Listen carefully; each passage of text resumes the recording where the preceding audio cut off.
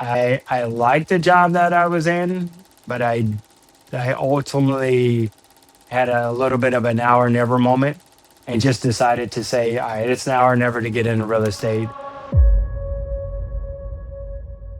I felt that I couldn't do it part-time and that if I were gonna do it, I'm an all-in type person. So if I'm gonna do it, I gotta go all in. 50% of people who have a real estate license didn't do a deal yet last year. 50%.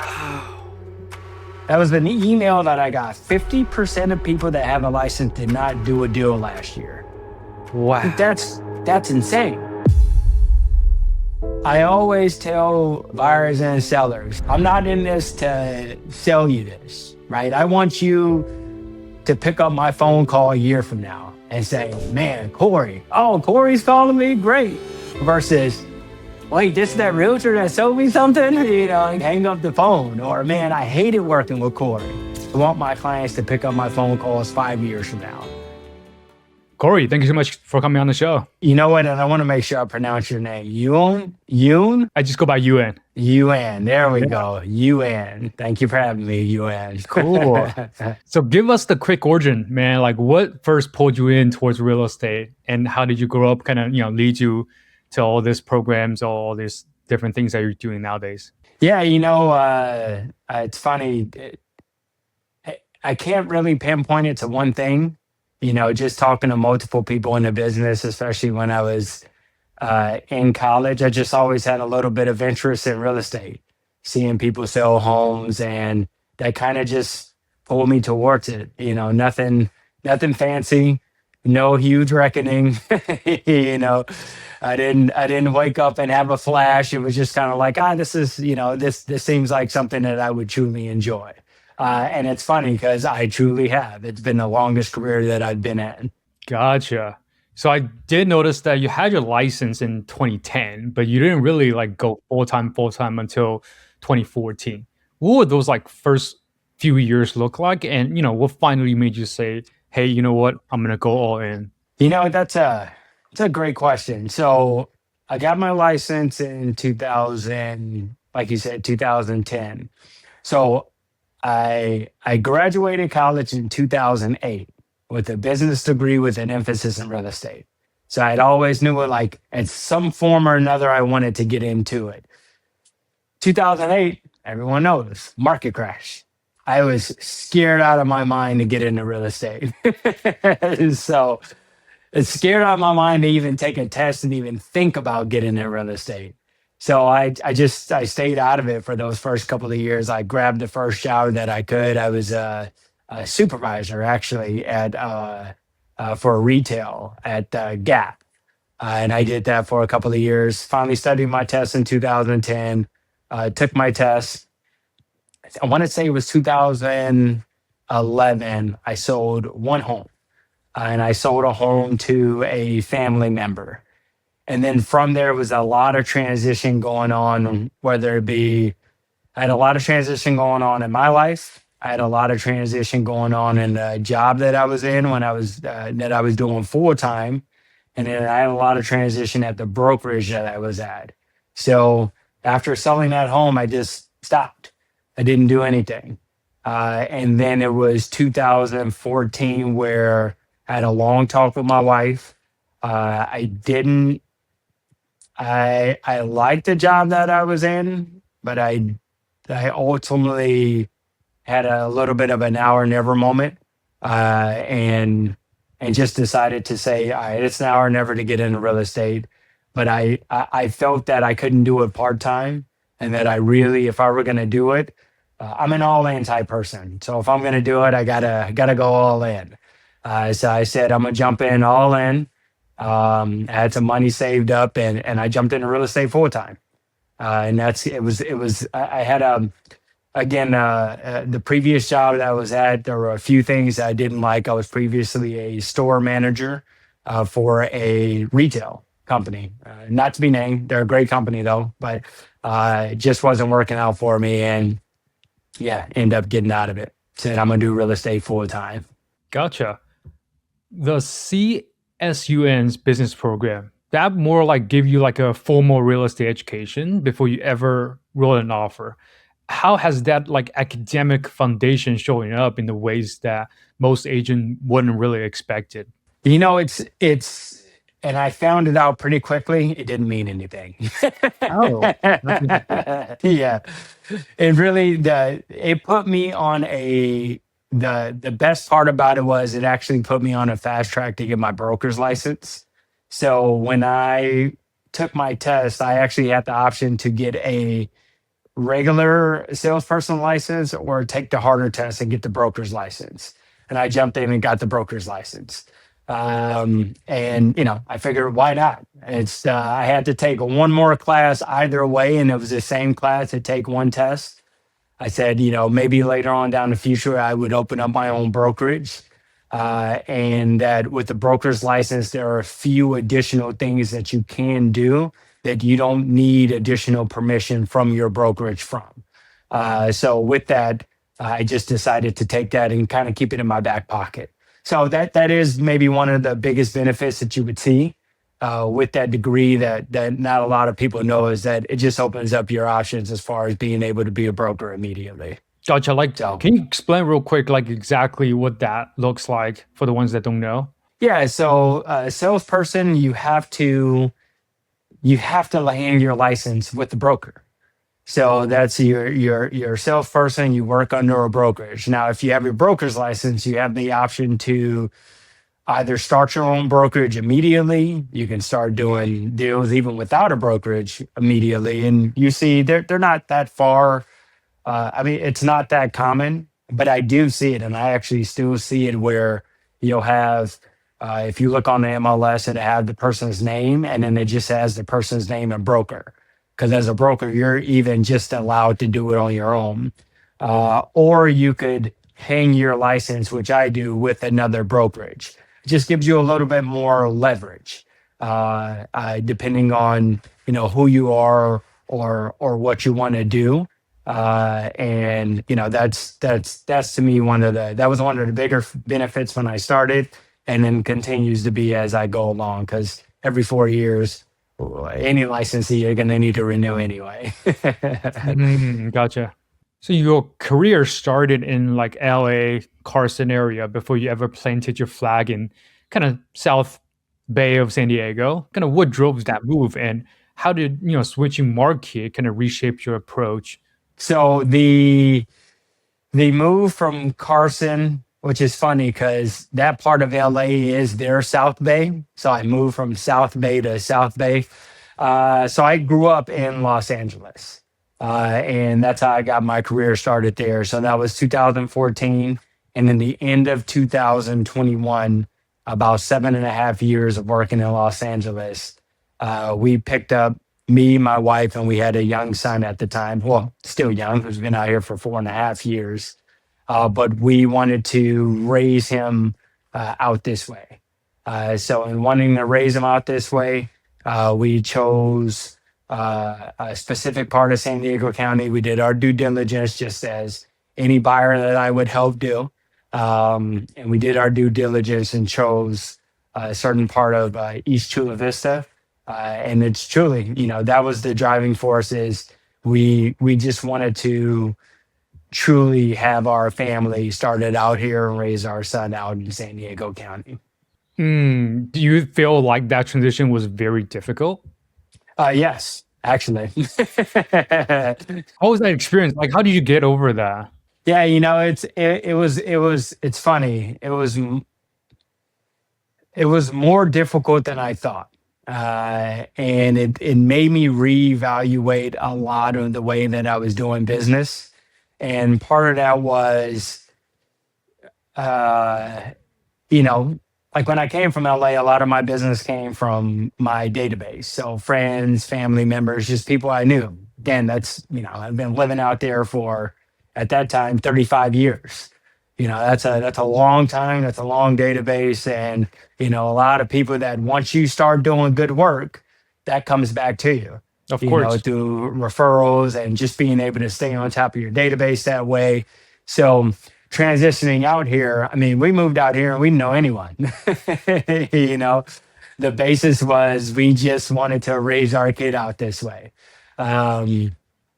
So, it was a tough transition because that's where a bulk of my business came from. So the first couple years was just trying to find my way, and trying to find my way on how to get more business, ensuring that I was getting more confidence, and finally by my third year, I was back to the production that I left in San Diego. I mean, I'm sorry, in Los Angeles, and that was mostly through just getting more comfortable with the market, knowing more people, and studying the market a bit more. And I guess once that confidence comes, at least for me, then it started to show in my results. That's amazing. You spent some Yeah. time at Berkshire Hathaway Home Service and earned their honor circle, and that's like meaningful achievement inside of a legacy brand. Like, what made you walk away from that and to move to EXP? That's enough, man. You got good questions, you man. uh, you know what? That one, and it's funny. So I had when I first transitioned over, I got their president circle. Then my first year, I got nothing. The year after that was their honors society, and then not last year because I just the year of probably 2024. I ended up back in their president circle. So again, just to build, build, build, build, build. And to be a part of Berkshire Hathaway, they're a great company, and I chose them because I really wanted a name brand when I moved to San Diego. I really wanted just an overall name brand and stuff that I kind of feed off of, and just being a part of that, being a part of the environment. It was great, and looking at,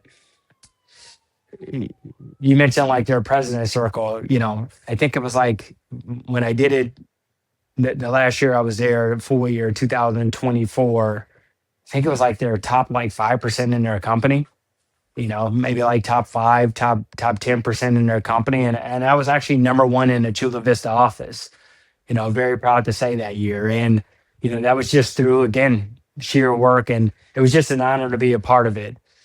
The transition over to EXP, the reason why I chose it, EXP just gives you more freedom with what you're doing. Berkshire Hathaway, they're great. They're a corporation though, and everything about it is fully corporate. Even just the way, and when I say that, it's like the way they structure all of their business too. So EXP just gives you a bit more freedom. The commission structures a bit better. And, it was another transition of, me betting on myself. And I know you can definitely understand that. Me and you have briefly talked in the past, but, it was betting on myself, and there's been each time that I've bet on myself, it's worked out, so, leaving retail to get into real estate. I'm here, about to be 12 years next month. I'm here about 12 years later, leaving Los Angeles to going to San Diego. A lot of people told me that was crazy. I had a lot of other realtors like, man, you're crazy for doing that. But here I am 4.5 years later, and the last 2 years were some of my best years in real estate, looking forward to the same thing here. So, leaving the kind of the cushion of Berkshire and betting on myself at EXP is a bit of the same thing. Just knowing that long term, this is going to be a big benefit for me. And long term, I'm betting on EXP, their structure, their stock structure, everything that they do to really feed into you as an agent, give you the freedom to do a few more things that you want to do, your own personal branding, and ultimately, at the end of the day, it's, if you do it right, it's well more money in your pocket for me, my family, my retirement later on down the line. Was there like a single deal or a season of your career that like really fundamental changed the way you operate, like a turning point transaction that really stuck with you? I've had a few. Yeah, that's a great question. Maybe I'll circle it down to I'll look at it a bit more like recency. So a good season for me would be starting over. When I left Los Angeles, it was left like on a high. I left the last year, 2021, like a lot of agents actually, it was some of their best years in their career. That was definitely the best year of my career. 2024 was my second best. So it took me a few years to kind of get my legs under me here. But that season of moving over just reminded me that, you know, don't let the hard work fade. I had a mentor tell me recently, in order to keep momentum, don't allow your ego to tell you, I've made it. Yeah.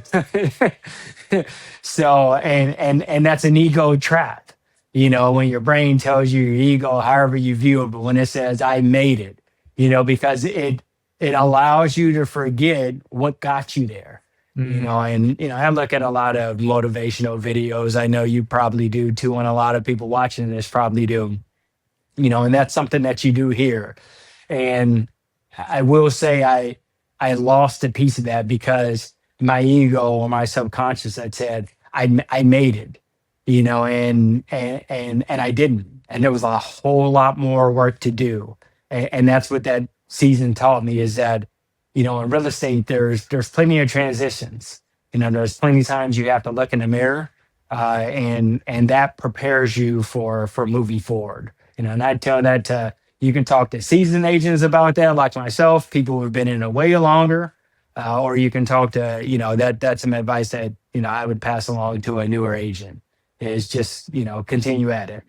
On that, going from, I'm sure, like whether or not from part time to full time or LA to SD, like those are really big transitions. Like, how did you kind of pull that off, and what would be, in your opinion, like more of the sacrifice or restructuring your life that you have to be able to do to actually pull that off? Because I'm sure there's a bunch of agents that really failed along the way, and that's probably one of the reasons that it was not quote unquote very supportive when you had that idea popping out to your agent friends or families.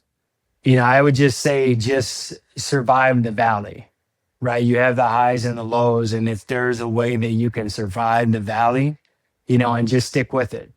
There's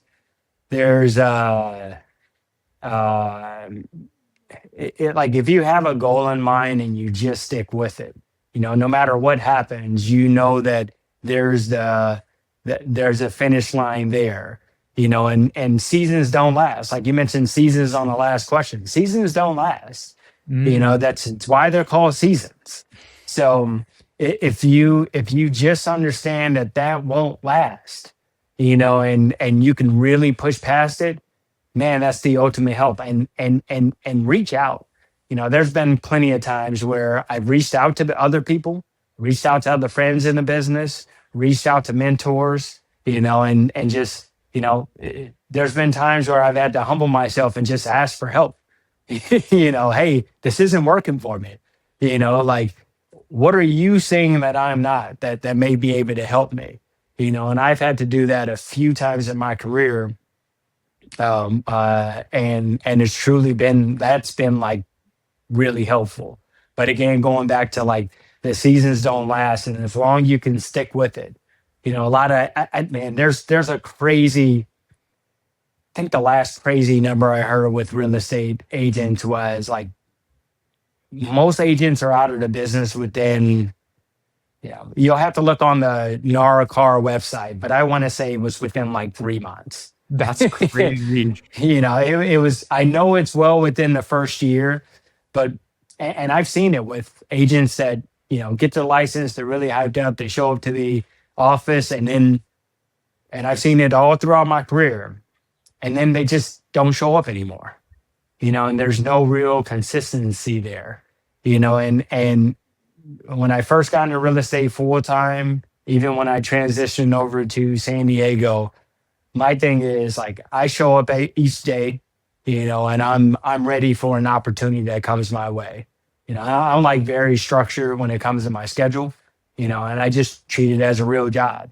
The latest you'll see me in the office is 7:30 a.m. And I'm just in there. I'm consistent. 7:30. Usually right now it's a little under seven, but I'm usually in the office around 6:50, 6:55. And stick with it. Treat it as a normal job. I take a lunch.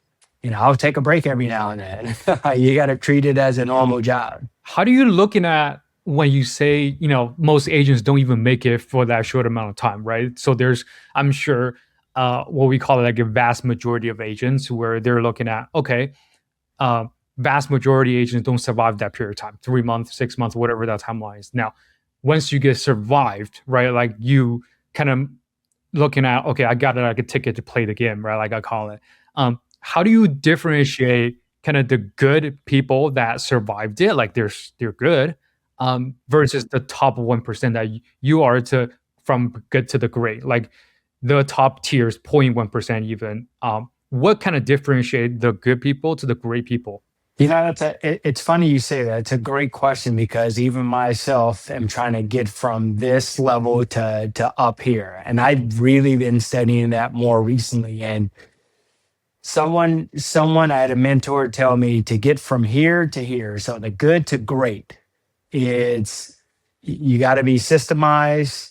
Like everything that you do needs to be systemized. And that's what separates a lot of the good from the great is having to systemize and being fully organized. And that was his explanation to me is how do I take, the next level from where I am in order to get up. So, that's advice that even me, I'm trying to hone in right now. I've had pretty good success in my career, but I do know I see this other level of real estate agent, that are thanking in, just that they're helping a lot more people than me, probably triple more people than I'm helping per year. And from them, what he explained to me was just systems and organization are two key factors. Mm. On that note, with momentum, with over $75 million in Korean volume, that's a gigantic number. Like that's clearly momentum right there. Like when did you feel like it start gets to real business versus, oh, we're just closing a deal for you? Yeah, the just when you see the consistency. So like, I'm typically as of right now in my career about a deal a month, and just seeing the consistency of here's where it's going, and when you see that, you just know, okay, you have one coming, you have sometimes two, three, four in escrow, you have stuff there, and it's once you see that consistency, once you start getting the people reaching out to you, hey, you helped my friend, Mm. they said you did a great job, or you'll have a past client reach out to you, hey, I want to let you know, XYZ is going to be giving you a call. I told them that you treated me well. It's like that stuff, one, it warms your heart. Of For course. me, I'm like, yes, this is exciting. Like someone truly appreciated all the hard work I did for them. But it's also a great, what I'm doing is in the right direction. I would say like I'm here to stay, and what you're doing, you're here to stay. And once you're consistently doing a deal or two a month, and then it's, to me, that's like just, all right, you're doing decent. I mean, the average agent right now, there was again, back to real estate and like crazy stats. 50% of people who have a real estate license didn't do a deal yet last year. 50%. Wow. That was an email that I got. 50% of people that have a license did not do a deal last year. Wow. That's insane. And then the other thing is the average agent closes between 3 and 4 homes a year. Wow. That's another like, so it's a lot of people aren't doing it consistently nor full time. And again, like I said, even where I'm at, I'm not saying I'm here. I'm telling you, I want to be from here to here. And this is what, this is a lot of the explanation I've got. But I've been consistent in my career, consistent enough to make a pretty good living and, and move forward. And, I'm just trying to rebuild that up out here in San Diego. Gotcha. What's your bread and butter? My bread and butter. And that's a good question because it's changed a little. So my bread and butter used to be like a lot of buyers. Recently, it's been more sellers, and it's probably because I've become more structured. I've become more organized. But I also study the market a lot too. Do you think the and market as is affecting that? maybe, yeah, market may play a factor in that. I think it's market potential mindset too. But another thing is, I've tried to gear towards a lot of stuff I do is geared a little bit more towards seller. The way I study the market, just what I'm paying attention to, and it helps buyers and sellers. Like even right now is a bit more of we're right on the edge, but it's a bit more of a buyer's market if homes aren't priced correctly. And in the past, and a lot of, like I said, buyers, but it was first time home buyers. It was like I didn't even know it, but it was a big niche for me. It was just me just helping a lot of first time home buyers, a lot of calls I would get. And that was probably because I am like A-okay with spending time to explain something to someone, and I really enjoy learning it and explaining it and making sure that you got it. And just taking my time. And with first time home buyers, you really got to take your time. It's the biggest purchase they'll ever make. Like it's the biggest purchase they've probably made up to that date. I always say like you definitely got to take your time with that stuff. So that was a previous niche, and now it's just more so residential sellers. And a lot of those residential sellers have actually been first time sellers too. Now that I think about it. When you say like you do your research or like the things that you've done, can you break it down for us? Like how, kind of what's the process going through your head when let's say a seller approaches to you, be like, hey, Corey, like I got a property, I wanted to get rid of that. Like what are the process that you go through for yourself, and what kind of the things that a seller needs to go through from your perspective? Yeah, that's a great question. I mean, the first thing for me is it's obviously is doing the research on the property, right? But then also is doing the research on the area. There's a lot of niche areas in San Diego, and there are some areas that sell faster than others. There are some areas that are obviously a little bit more desirable than others. There are certain price points. You can't cross certain freeways. Like I'm based out of Chula Vista. The west part of Chula Vista sells differently from the east part of Chula Vista. And there's like you really got to dive into it. I'm like a lot of people. I've started to use a little bit more AI in order to help break it down easier. But these are like just small key notes that people need to understand. Sellers and obviously agents alike, is that things are a bit more nichey, and there are a bit more nichier areas than most people would like to admit. It's not really cut and dry. Even same thing in your business, right? There are certain areas where people want homes a certain way, and there are other areas where they don't. There are certain areas you can get away with certain, remodels. In other areas you can't. And that's the same thing I see on our side, and that's some of the research that I'm really honing in on when a seller gives me a call. What about buyer side? Buyer side, same thing. Buyers are mostly looking for, you got a few of like, can I get a good deal? Okay. And then for me, just a lot of questions I ask are like, truly trying to understand their situation. Why are you moving? Is this the first time you're moving? Is this your first time buying? Because then you understand how much more you may need to explain throughout the process. And I let people tell me that, hey, do you want me to explain a little bit more? Do you want me to explain a little bit less? Some people come in just knowing everything. They're just like, dude, I just need your help. I need you to run around for me. That's what my afternoons are for, in order to run around, check out properties for them. But a lot of people also just want to understand, like, what do you know about this area? What can you tell me about this area? You're walking around these areas, you're in the streets. What can you tell me about these areas? What's close to it? What are some of the conveniences, the inconveniences? What are the schools like? And those are a lot of the questions that you'll get from buyers.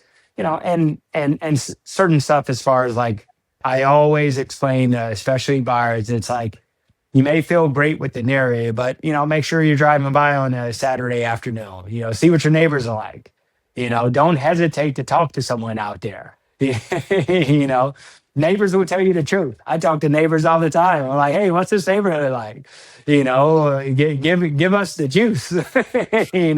Let's make sure my client's comfortable here. Because my big thing is, I always I always tell, buyers and sellers, like, I'm not in this to sell you this, right? I want you to pick up my phone call a year from now and say, man, Corey, oh, Corey's calling me. Great.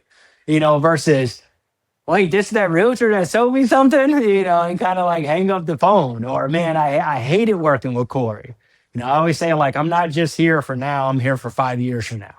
I want my clients to pick up my phone calls 5 years from now, because I want them to know that I did whatever I could to either get them the house or sell their property for them. That's amazing. Your site covers Chula Vista, Coronado, La Jolla, El Cajon, Spring Valley. That's a lot, right? How do Yeah. you stay sharp on so many different micro markets within the area of San Diego? It is. So that's a lot. There are certain areas I've sold in, and there's other parts where, like I said, I moved out here 4.5 years ago. So there's certain markets that I know a little bit better than others. Eh, I like to at least just stay general. So I typically study the market. I'll see what's popped up on the market, what's generally selling, what are the average days on market, what's been pending, what's been sold. Like San Diego County right now, we have approximately 4,600 homes for sale. So like just knowing some of those general numbers helps me out with a bit more of the general side. The other part, I mean, and this is like, for me, one of the fun parts about moving, I like driving. Hmm. I go out and preview properties all the time. I preview properties in Coronado. I preview properties in Spring Valley. I preview properties in El Cajon. I preview properties all around Chula Vista because that's easier. It's where my office is. It's where I live. So you can be a bit more.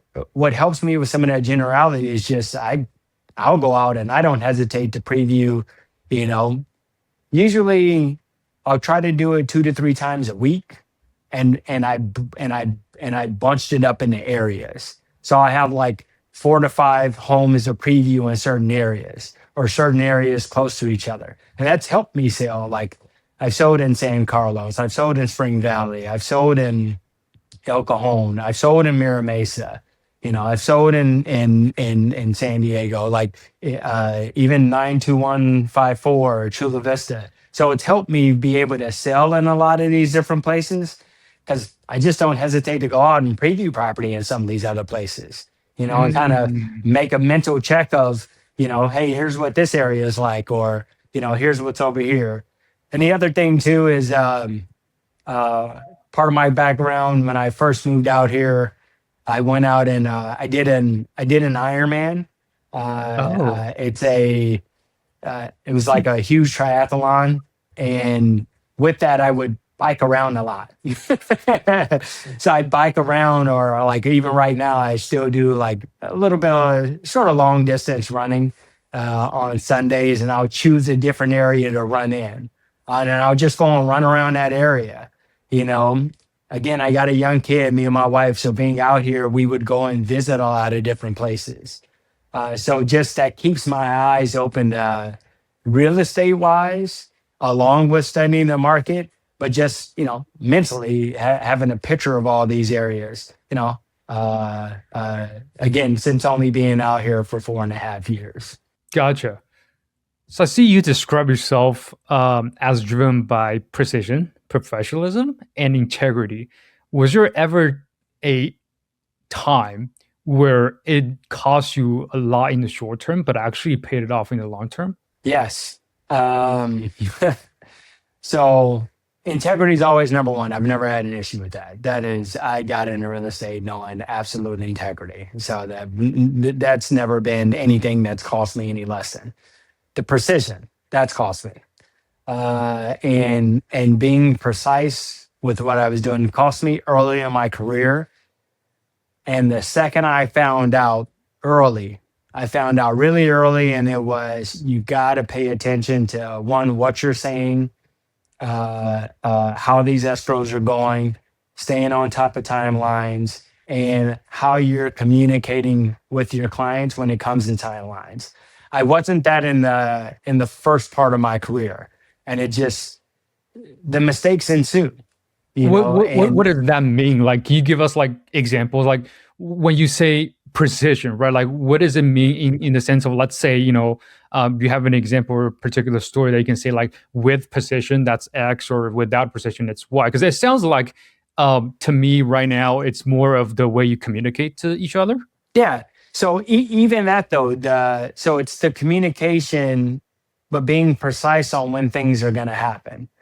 So you have to get. So for an example, one of the first condos I sold, she was great. I told her, our first 30-day timeline, and let's say March 27th. So let's say escrow is supposed to close on March 29th or 30th, because that'd be the Monday. I just got times going in my head. So let's say Monday. She called me. So I had found out that escrow was going to be delayed by like 3 days. So instead of Monday, it was going to close on Thursday. And she called me and said, hey, are we still scheduled to close on Monday? And it was maybe Thursday or Friday. And I had just got word the day before that it was going to be delayed. I didn't think it was a big deal. I wasn't being precise. I was like, okay, yeah, when I give her a call, I'll let her know, it's going to be delayed by a little bit. 3 days, no big deal. Like, who cares?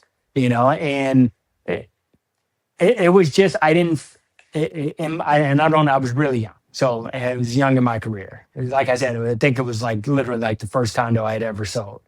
And in my mind, it was, I can tell her later.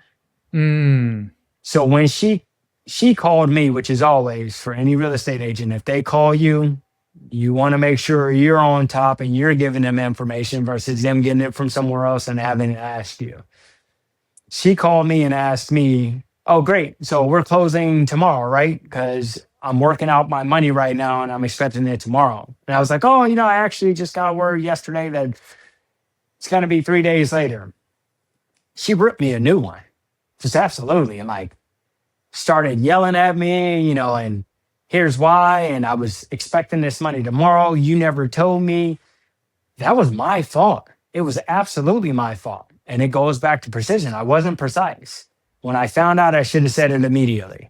That's something that needs to be laid out immediately. I should have called her immediately and said, hey, I did the timeline, I did the check. Now I have processes for that, right? But I did the timeline, I did the check. Here's we're on track or we're not on track. It's going to be a few days later, because she was just counting on the money. And with that, me not being as precise in the moment, that taught me a lot. It taught me that no matter how big or small you things are, they're big. This is, people are buying or selling a home. This is a huge decision for them. Now, 10 years ago, it was maybe a $200,000 condo. Well, now you can't find that anywhere, Especially in San Diego. unless it's a one bedroom far away, but you're dealing with much bigger, and people are expecting much bigger, and even now people are just expecting your communication to travel a lot faster. We're in a little bit more of an information age. So that was a huge lesson for me when it comes to precision, that I would tell anyone, you get something, make sure you're communicating immediately. And that's from that point forward, I never made that mistake again. Like never. From that point forward, I made sure to stay on top of my communication and timelines. That's amazing. So you served everybody from first-time buyers to luxury sellers to investors. Is there a particular client type that you just connect most naturally, and why? Yeah, it kind of goes back to that niche thing that we were talking about. I've learned truly that I connect the first time home buyers probably the most. I don't know if it's this amiable, nice guy in me, but I'm okay with slowing down, explaining the process, and walking them through. Walking people through at times like there's these high expectations when it comes to buying a home, and sometimes we get them, sometimes we don't. And I've gotten really good at being able to explain that to a first time home buyer and being able to walk them through that process. And for some reason or another, it's just been come a bit more natural to me, of that, and it's come a bit more natural to be able to connect with people that way too, or connect with that sort of segment. The San Diego market, though, it's I'm sure there's been a lot of shifts, especially for the past few years with all the craziness that's happened in the world, right? What do you think is one trend right now that most people aren't really paying enough attention to? Ooh, man, that's a great question. The trend right now that most people aren't paying attention to is that. All right, so can I give two? Absolutely. Or that's two. Two on each hand. So two. One, the market went down last year. And the market went down from middle of the year to the end of the year. Our inventory went really high last year. And it started in July through the end of the year. And we saw like the condo market got really stagnant. The average days on market went up a lot, and the average price point per sale was going down throughout the year. That's one trend that a lot of people were saying, and a lot of people I would talk to is like, oh, we want the market to crash. We're going to wait a little bit longer. Well, that leads me to trend two right now. And so I just did a YouTube video on it too. All indications are, man, this market is not crashing at all. Like we're not gonna see a crash, and at least knock on wood, right? But from every indication I've seen, from all the normal indicators, any normal prognosticator, there's not going to be a San Diego market crash that I feel like a lot of people have been waiting for. The rates have stayed steady around this 6%, and that's a drop from last year, especially a drop from a few years ago when they were closer to 8%. We're hovering right around this 6%. A couple weeks ago, it was actually a little bit lower. Now we've hovered a little bit higher due to oil prices, or that being one of the factors. And with that, we're hitting right into this spring market, and we're going to see another surge. And all indications are prices will probably go up again this year. That's the indication, and that's a trend that I feel a lot of people have been holding on to, that there's going to be this crash, and the trend shows otherwise. That you're better off getting in right now than anything else. Now again, hey, I only study this. Anyone can be wrong. I may be wrong. Let's check it 6 months from now. But everything I'm reading, everything I'm listening to, every market stat that I'm paying attention to, everything shows that this year the market will stay steady and potentially go up, especially if the interest rates drop again, which they were expected to drop a few more times this year. I know the Fed held a meeting last week and held it steady. But if they continue on and drop, maybe 1 to 2 more times this year, they get below and get right into those fives, the prices are going to go up. And I've heard people tell me, oh, we're waiting for prices to go down, or we're waiting for interest rates to go down because then prices go down. And if interest rates go down, there's a good chance that prices will go up because you'll have a lot more buyers enter the market. Gotcha. What are you seeing nowadays with buyers and sellers with AI shifts? Well, with AI shifts, I think it's more like anything else too recently. Just we're way more, buyers and sellers are way more informed, way more informed. And that's a great thing. It's an absolute great thing.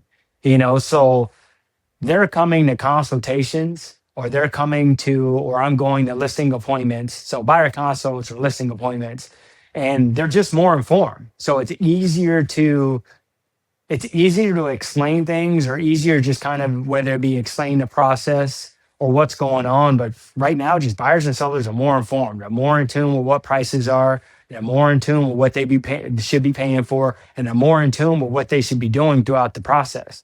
I actually think that makes our job a bit easier, but it's part of the communication and handling of the transactions, and the handling of a lot of the emotions that come along with the transactions with buyers and sellers throughout that. That's a lot of our value right now as agents, because again, just more people are just way more informed now because they have the information in front of them, which is great. And I think it's probably one of the biggest pluses.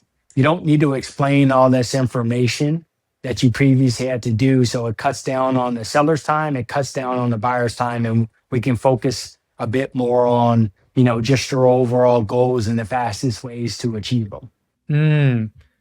So I saw on the news there's a few instances where buyer uses AI and ask, hey, what's the appropriate price that I can get for the property?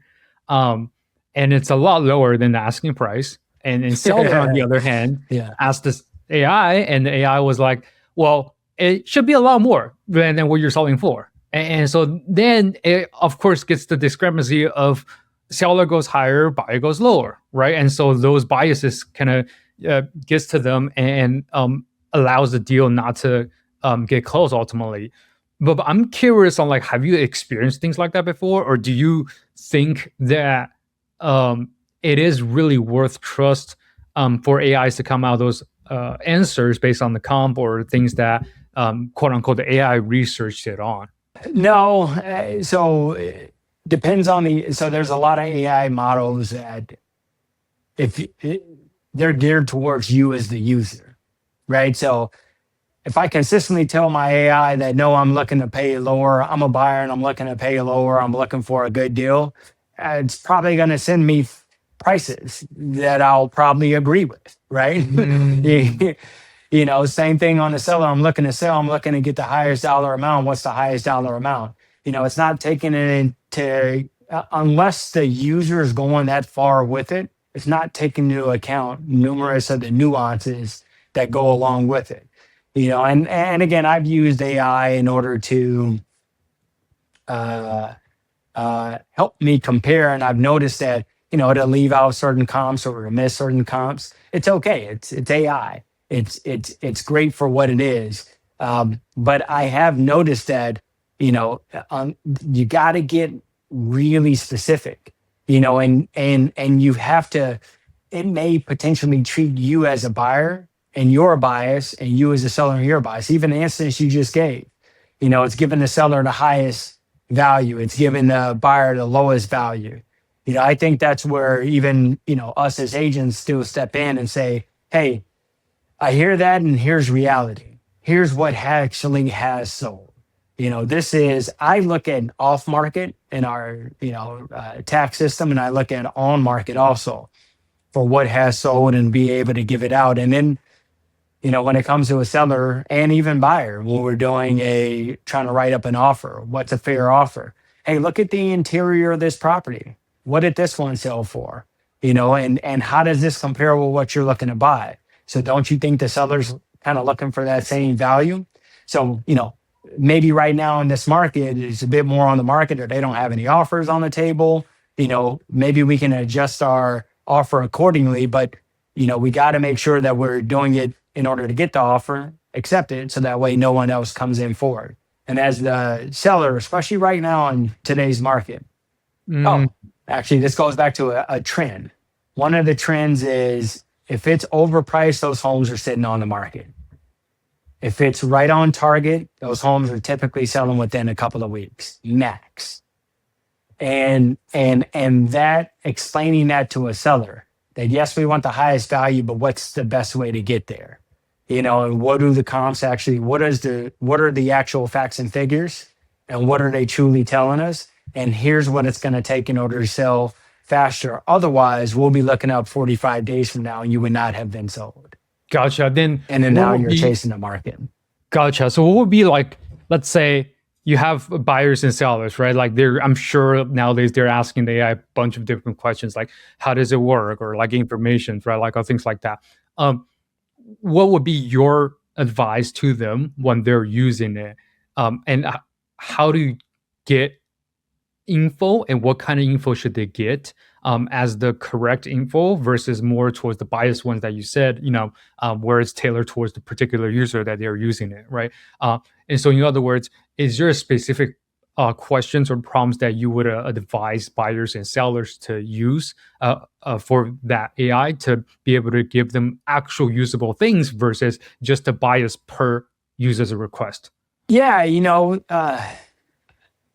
I would say it all depends, right? So are we talking about a specific property or like in the beginning of the process in general? Can you give me an example? Yeah, let's say, I, as the seller, it's my first time. I'm trying to get rid of this property, and I have no idea how do you even do that, right? And so I'm going in front of whatever the AI model that I have, and what are the questions and the prompts that I should go through so AI can explain to me versus uh, more of a biased thing, like you said, where it's tailored towards me and it's just basically give me the answers that I'm looking for, the ones that I wanted to hear, rather than the reality itself. So I've actually seen, and I've seen a few sellers do this too, because I'll show up to an appointment and they'll have it. Like they'll just ask, hey, what are good questions to ask an agent?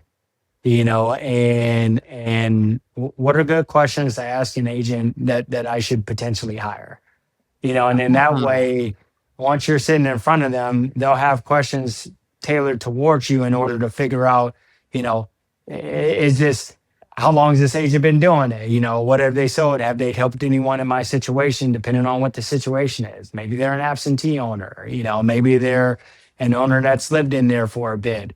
How am I able to move, like get some of the stuff out, get my house cleaned up. Other questions it can ask is, hey, here's a budget that I have. What could I use this budget towards that may be able to maximize my value in the property? Like they may have an agent tell us, like I always go towards paint or, flooring if you can.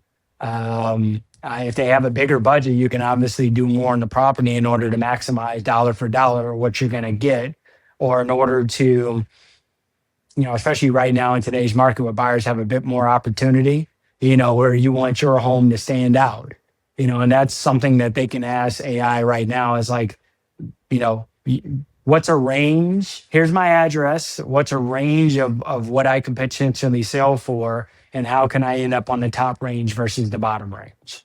And AI would be able to help them out with that, before we even go out there and potentially discuss, so they can have questions ready for us as an agent. Plus they can also have, AI let them know, hey, here's kind of a top and bottom frame, and here's what I can do to end up on the top, versus here's what I can do to end up on the bottom of that frame. And then of course, mm, any agent would need to go in there and kind of fine tune that, especially if you have a range. It's what part of the range are you in, and why, us as an agent being able to explain why.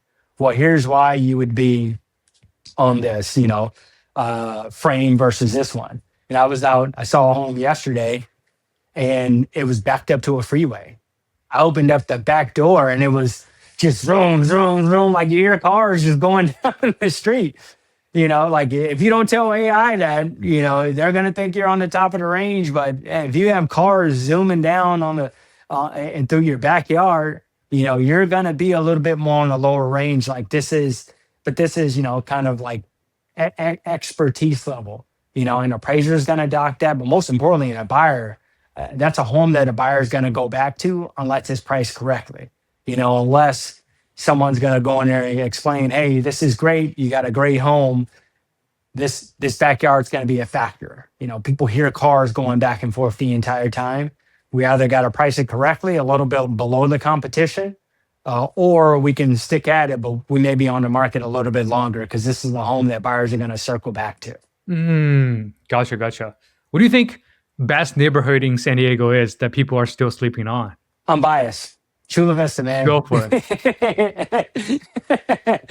East Chula Vista, man. There's some great homes in East Chula Vista. You can still get some great value. Even West Chula Vista. So they just built the Gaylord Resort. This is actually where my office is. Not in it, but it's about 5 minutes, 3, 4, 5 minute drive from here.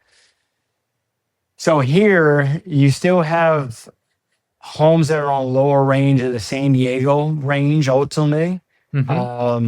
And with this resort, they're going to be building new properties here too. So that will continue to increase the value here. You have, in West Chula Vista, no HOA, no Melrose, obviously HOA unless you're buying a townhouse. And you can still get some good value here. And in East Chula Vista, it's just great communities. A lot of that stuff's newer in East Chula Vista. Most of the homes were built, 20 years ago. They're still, even like, the place I live in was built in 2017, 18. Yeah, and it's overall newer communities, younger families, and, good price points. Good price points when you compare to other areas for what you're gonna overall get. You can get a nice 3-4 bedroom townhouse for $750,000, and in a real good area. There are certain homes that you can get down this way for $850,000. You're getting good size. Again, newer communities, so still good streets, good neighborhoods. I'm all for it. Now, there are other areas. If you're looking at another area that I think is slept on is Carmel Valley. I love Carmel Valley. I actually think that that's a real good area. It's a little bit more east. So, a little bit more drive towards the beach. But that's the other thing with even Chula Vista or Carmel Valley. You're still 20, 25 minutes from the beach, 30 minutes from great beaches. So, I would say some of those, you would find some better price points. In certain areas, you're still getting higher rated schools. So those are a couple of areas that I would say. That's amazing. I love that. What would be one piece of advice you'll give yourself year one in business? Year one in business. That's the same thing I'm going through right now.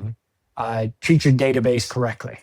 Build it, treat your database correctly, and go through it. If you hear a lot of top producers, a lot of producers that have been in for a while, even myself who's just been in for steady for a while, it goes back to your database, treating them right, and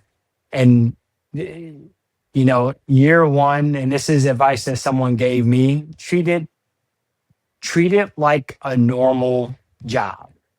Treat it like a normal 9 to 5, right? Show up on time, take a lunch, take a break, and go home on time. Whatever that schedule is for you, 8 to 10, I'm typically a 10 hours, right? But whatever it is, make sure you're working, 50 hours a week and treating it as a normal business. Cause that's one thing that I definitely see. A lot of agents who get in and kind of fall out, they're sporadically showing up to the office, and they're sporadically working the schedule, and that's going to give them sporadic results that may lead for them to to be in and or out the business shortly. So that's definitely advice that I would have given myself year one because it's advice that someone gave me. That's amazing. Berkshire Hathaway versus EXP. Which model would you recommend brand new agent for, and why? You know what? So I'm gonna be a little PC right now. Okay, it depends, and I think each model can work for a newer agent. So with the newer agent, I think the biggest thing would be the community. So if you get into EXP, make sure you're attaching yourself to either a great agent or a great office. There's certain people that have, offices out there, and you got to make sure you're attaching yourself to that great office and what they represent in that environment. I personally believe the environments are huge, whether you're creating it on your own or whether you're jumping into one. And then the other thing I would say is with the Berkshire side, same thing. Just making sure that you're getting in with a good community, making sure that you're getting in with a good office, and working under a good brokerage and a good office, because that can change the trajectory of your career than trying to do it on your own. Especially I had mentioned earlier about asking for help, and that's one of them. If you're a part of these great communities, whether EXP and their team leaders or Berkshire Hathaway in a traditional brokerage, you're getting, if you have good leadership there, these are people that you can go to, because as a new agent, you're going to have a lot of questions, this paperwork is crazy,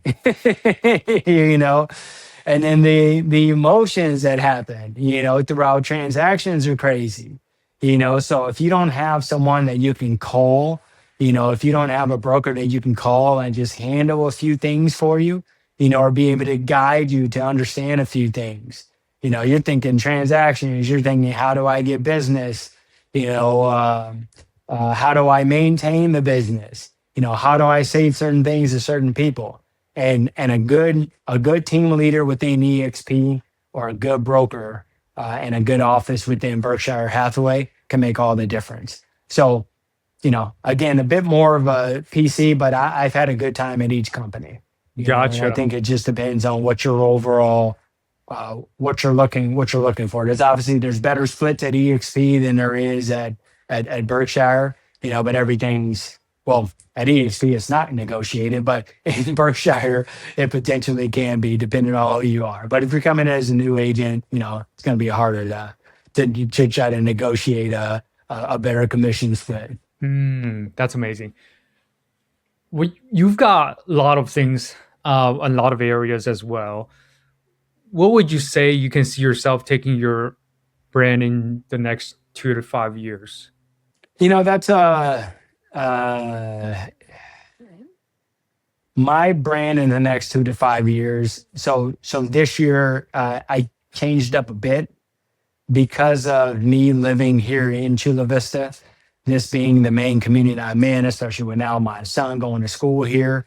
I've been more focused here. So, and more focused on, just building more networks within Chula Vista because it's the main place that I know. So you'll see a lot of my brand probably towards that.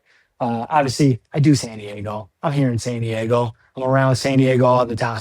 So, and still sell. But you will see more personal branding towards Chula Vista than anything else over the next couple of years.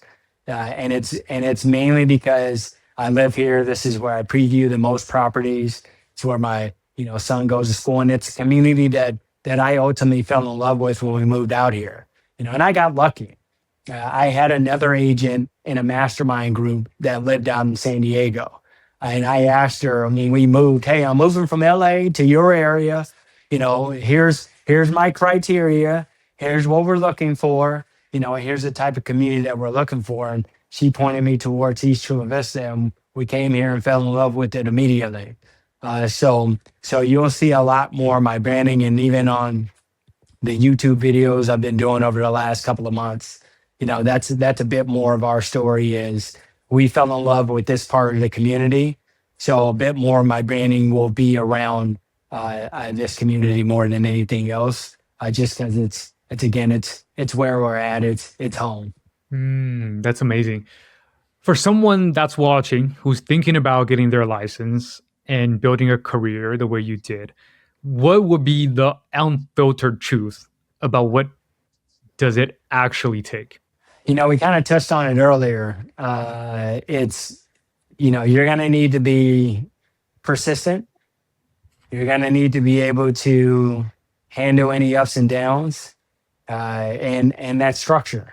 Making sure that you're treating it as a real job, making sure that you're putting in the time and effort, and that's not going to go away. I foolishly, at a point or two in my career, thought, wow, I built it up, and I got this database, and oh, I don't need to do the same things that I was doing previously, and that's something that's part of that unfiltered truth. The other part too, it just popped in my mind right now. This is something that I don't hear a lot of people talk about, or a lot of agents. You will get disappointed by people close to you. I've seen people exit the business because a family member did business with someone else. And if you can't weather that mentally, you'll never survive. Because in our career, like, not everyone's gonna like you. That's okay. We all have different personalities. And, even for me, I go out, I give my all when I have clients, and there's been one or two times in my career where a client, after I've helped them, has gone with someone else, 3 years later, 4 years later. It doesn't happen often, but it has happened. Or I've had a family member sell with someone just because I was newer, and I wasn't seasoned, and that happens, and I've seen people get out the business because they just can't handle that, and like, you got to be able to handle that. It's a business, and understand that when people are selling homes, it's a business, and your sellers and buyers treat it as a business too. And some people just may not trust you, especially if you're newer in the business. That's okay. You can build up that trust. I've had people who didn't use me early in my career, and I'm, 7, 8, 9, 10 years later, and they use me, because they're like, dude, you're still here. You're still here, you're still working, and they've used me, so that is, it's something that's actually, it's an unfiltered truth. I don't hear a lot of people talk about, but that's something that I think new agents truly need to pay attention to. Is not everybody's going to use you. That's okay. And I always say, I didn't get in this career to help one person. I got into it to help plenty of families go along. So if you missed that one, that's okay. Keep that resolve and move forward, and find the next person that you want, that want to help you, or that want your help. Sorry. Great point. Last but not least, where can people find you, Corey?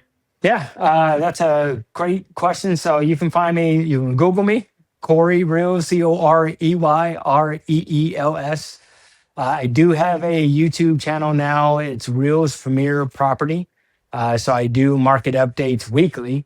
My great wife, who is helping me now in our business, we've she jumped into our partnership. She's been running my social media, my YouTube channel. We're building that along. She's my community outreach. So we've been reaching out to more people within the Chula Vista community. So you can find me on YouTube. I have Reels Premier Property, Corey Reels Real Estate on Instagram, LinkedIn, just my normal name. But I'm on, she just, my beautiful wife just had me join TikTok. So you can find me on TikTok also. We're doing more videos this year, more videos centered around whether it be the community, but most importantly, just giving people great information that's out there. So you can find me there. Also, I'm a phone call away. I don't have my phone on me now, but I'm a phone call away. I'm a text away, 858-832-9025. And I'm always here and on top of it. Thank you so much. Really appreciate you. Yeah, thank you, man. Truly appreciate it. And this was a pleasure, Yan. And Looking forward to doing some great stuff with you down the line also. Cool.